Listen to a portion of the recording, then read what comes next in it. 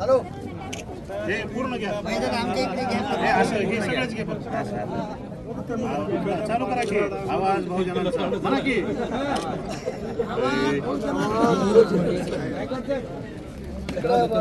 साहेबांना वाढदिवसाच्या शुभेच्छा द्यायला आला. थांब जरा 5 मिनिटं लागतो. मंत्री महोदयांना रक्तदान देऊन शुभेच्छा देतो. वाईट घे. सांगा. आज मनस्वी आनंद होत आहे.